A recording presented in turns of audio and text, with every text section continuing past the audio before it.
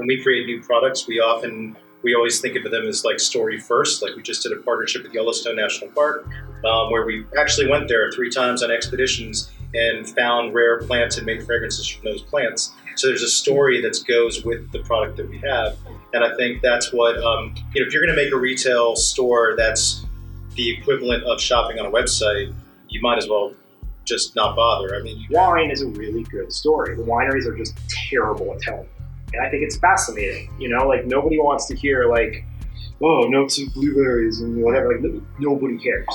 What they want to hear is like, women are genetically predisposed to be more sensitive than men to bitter flavors. So there's about 50% of women who can't drink dry wine. That's an interesting story. Yeah, but I think the idea that that a product is more than just a product, that it becomes an artifact, right? Whether it's a personal artifact or a cultural artifact, I think there's a growing recognition of that in a lot of consumer behaviors. That people are not just, there are transactional products or stuff that I need, but there's stuff that I'd much rather engage with if there's a great story around it.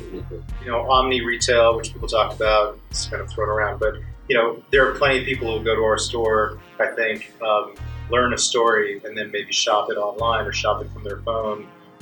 Retail isn't all about the kind of transactional, sale in place. We do sell goods you can cash and carry from our store, but there's plenty of other brands too that are out there now that they're not cash and carry. We ship to your home. Again, I think it comes back to this idea of like, why did people go shopping? Why did you spend time shopping? What was the point of that? And you look at how malls are laid out, or used to be like laid out. They had food courts. You go spend a day there, and it was about going there with people than it was about actually buying stuff. So basically, retail destinations do provide some sort of social value. They did. Yeah. They did. I don't know if they do anymore. So the retail apocalypse, the apocalypse, going back to the book of Revelations being the end of all things, right? It's biblical. This is like, this is the end. There's nothing beyond this point, right? So I think it's going to end for brands that are simply transactional, that brands that don't have good stories, or what I call the 4 horsemen of the retail apocalypse. Bad product, bad service, bad spaces, and bad social currency. The critical part of any kind of successful brand right now is being able to offer social currency along with your products. Right? So if you're shopping for your kitchen, for just utility things you need, you want to buy something that gives you a little bit of joy and that you really like. So that's where those stories and that brand and that social currency comes back into play, because people are shopping for the kitchen like, well, I'm going to take an Instagram picture of this next dinner that I'm making, so I want to make sure the props are right. Yeah. They're shopping for props. What do you think will this say for the future of retail? Where are we headed?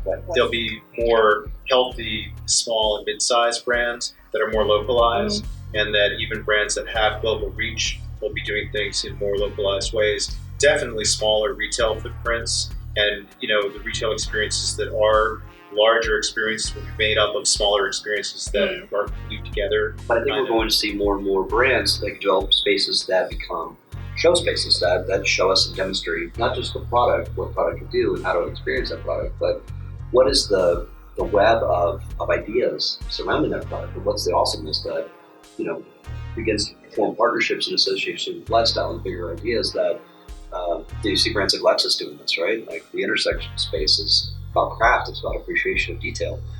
It's not about them selling cars, it's about the beauty of appreciation of craft and sharing that with other people in a space. I think we're going to see more of that sort of development. As more and more brands realize that spaces are no longer about transaction, they're about